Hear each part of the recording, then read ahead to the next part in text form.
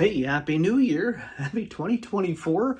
We are starting off green with the Incredible Hulk. Well, sorry, Marvel's Hulk, Where Monsters Dwell. This is a animated movie and not set in the MCU. Don't expect it to. It's from 2016. It's an hour and 17 minutes. It's got a lot of the characters you know, and a few you don't. I think it's very much connected. I could be completely wrong because I haven't watched it yet. Connected to the Hulk and the Agents of Smash series. The Hulk has gone through a number of different iterations, different looks, attitudes, everything else over the years. Even different people played the Hulk, or not played, became the Hulk in the comics over the years. Amadeus Cho is just one. Rick Jones has been the Hulk as well. But of course, the one everybody knows is Bruce Banner, or David Banner if you watched The Incredible Hulk back in the 70s, but same guy.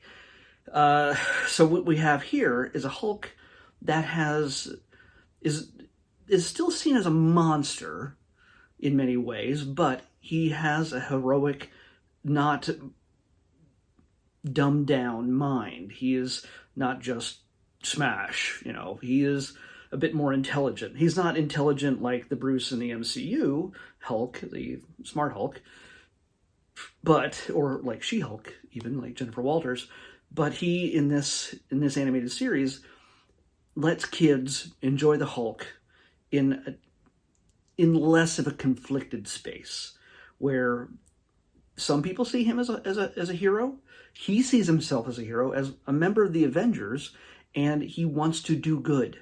He works with others to do good. In fact, he helps his friend out, Doctor Strange. Yes, Doctor Strange, at a time before the original Doctor Strange movie came out. But this makes sense to bring everybody together. It's kind of a Halloween episode for Where Monsters Dwell, because you get a nice little deep dive into some interesting Marvel characters that you don't normally see. Some I don't totally recognize. There's some of them are probably not as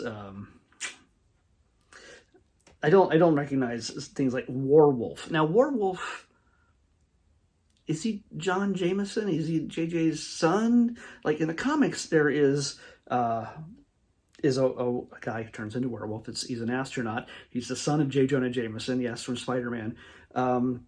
But in this, I forgot to bring up this whole thing here, sorry. Monsters Dwell, okay.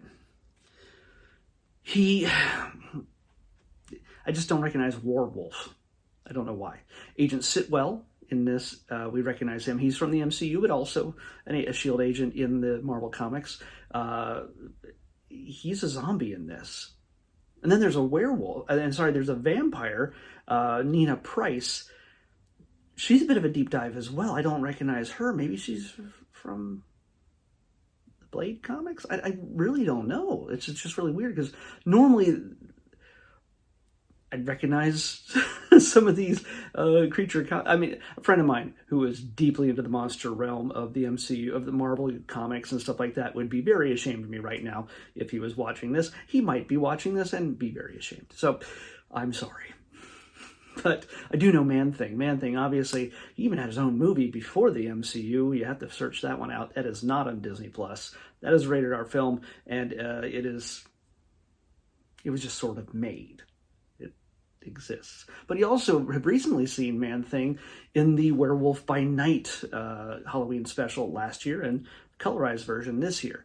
But mainly, this is Hulk and Doctor Strange trying to save a bunch of kids from being attacked. And then, well, I don't want to give away the villain, but when it's dreams, you kind of know who it's going to be, if you're a Marvel fan. And honestly, if you don't know, I'm not really ruining anything for you. It's Nightmare. Nightmare is villain. So yeah, there's a sort of a whole dream realm kind of thing going on here. And you think, well, that's just got to be sort of metaphysical and Strange doing spells and stuff like that. No, there's still lots of smashing. There's still lots of punching. Between the monsters who are given the monster squad, in a sense, not really called that, they're given a job of protecting the bodies of Banner and Doctor Strange while they're in a astral state trying to battle Nightmare in this other realm. There's a whole struggle between Hulk and Banner, as there usually is, but can they mend their fences soon enough to be able to battle Nightmare and defeat him once and for all before he unleashes the power of Nightmare and the darkness upon the waking world? He's going to do that. He tries it all the time. He does it in the comics. But this is a different way. I don't know if I've really seen him do it exactly this way before. They use Nightmare sparingly these days, but he was a lot more prominent a number of decades ago. He would seem to just always just show up to mess with somebody's head and then always defeated. I don't know why he keeps it up. Anyway, you'll recognize Fred Tatasciore as the Hulk, voice of the Hulk. Doctor Strange is Liam O'Brien. Bruce Banner is Jesse Birch. There's... I'm trying to think if there's other names you might recognize in here, but I don't recognize a ton of them. Fred, of course, he's just about in everything. So, yeah, it's if you want something that's a little separate, little offshoot of the Hulk and the Agents of Smash, or just other Hulk cartoons, there is another one where Hulk teams up with Iron Man, but I think that might be a different run of stories. I'm not exactly sure how these all fit together. I didn't grow up with these cartoons specifically. I grew up with the older cartoons. they are very different. So these 2016 ones, very different.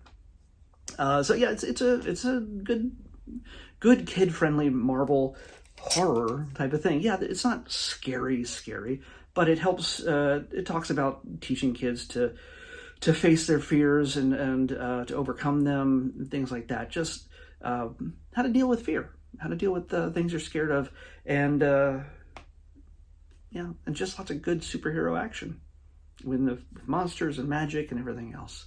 A lot of humor here and there. Warwolf seems very insistent on just fighting and just doing monster stuff. He likes that a lot. He's kind of the comic relief in this one.